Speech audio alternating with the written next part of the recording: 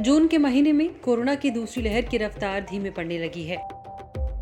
हालांकि तीसरी लहर का खतरा अब भी बरकरार है। इस बीच एम्स के निदेशक रणदीप गुलेरिया ने तीसरी लहर को लेकर एक बड़ा बयान दिया है। भारत में अगले 6 से 8 हफ्तों में कोरोना वायरस की तीसरी लहर की दस्तक हो सकती है। एम्स के प्रमुख डॉक्टर रणदीप गुलेरिया ने आशंका व्यक्त की है। उन्होंने इस बात के संकेत भी दिए कि तीसरी लहर से बचा नहीं जा सकता। मार्च के अंत में शुरू हुए लॉकडाउन के दौर के बाद देश के कई हिस्सों में अनलॉक की प्रक्रिया जारी है।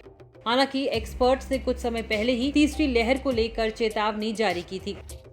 डॉक्टर रणदीप गुलेरिया ने एनडीटीवी से बातचीत में कहा, अब जब हमने अनलॉकिंग शुरू कर दी है तो फिर से कोविड संबंधी व्यवहार की कमी देखी जा रही है। ऐसा नहीं लग रहा कि हमने पहली और दूसरी लहर के बीच क्या हुआ इससे कुछ सीखा है। फिर से भीड़ जुटनी शुरू हो गई है, लोग एक साथ मिल रहे हैं। लेकिन कोरोना की तीसरी लहर अगले 6 से 8 हफ्तों में आ सकती है या शायद इसमें थोड़ा और समय भी लग सकता है। उन्होंने कहा, ये इस बात पर निर्भर करता है कि हम कैसे कोविड संबंधी व्यवहार को निभा रहे हैं और भीड़ से बच रहे हैं। हाल ही में सूत्रों के हवाले से बताया गया कि महाराष्ट्र में अनुमानित समय से पहले तीसरी लहर आ सकती है। इस बात की जानकारी मुख्यमंत्री उद्धव ठाकरे की तरफ से गठित की गई एक्सपर्ट्स कमेटी ने दी थी।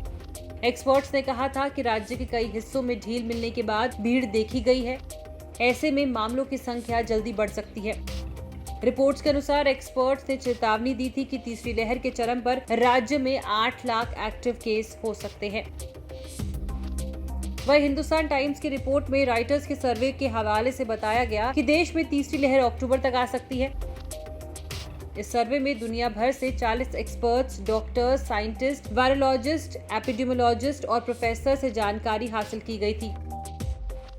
स्टडी में कहा गया था कि तब तक ज्यादा से ज्यादा लोगों को वैक्सीन लगाकर लहर को नियंत्रित किया जा सकेगा। साथ ही दूसरी लहर की तुलना में संभावित तीसरी लहर में मामले कम होने की बात कही गई है। हालांकि राहत भरी खबर यह है कि all India institute of medical sciences और विश्व स्वास्थ्य संगठन की तरफ से किए गए रिसर्च में बच्चों में हाई सीरो पॉजिटिविटी होने की जानकारी मिली है। इसके चलते कहा जा रहा है कि तीसरी लहर बच्चों को खास प्रभावित नहीं कर पाएगी। वहीं दूसरी ओर आपको बता दें कि देश में एक दिन में कोविड-19 के 60,753 नए मामले सामने आए हैं। ये बीते 74 दिनों में सबसे कम है। इसके अलावा इस दौरान 1,647 लोगों की मौत हुई है। इस वीडियो में फिलहाल इतना ही। देश विदेश की तमाम बड़ी खबरों के लिए लोकमत हिंदी के YouTube चैनल को सब्सक्राइब करें। अगर आप ये वीडियो Facebook में देख रहे हैं तो हमारे Facebook पेज को फॉलो करें।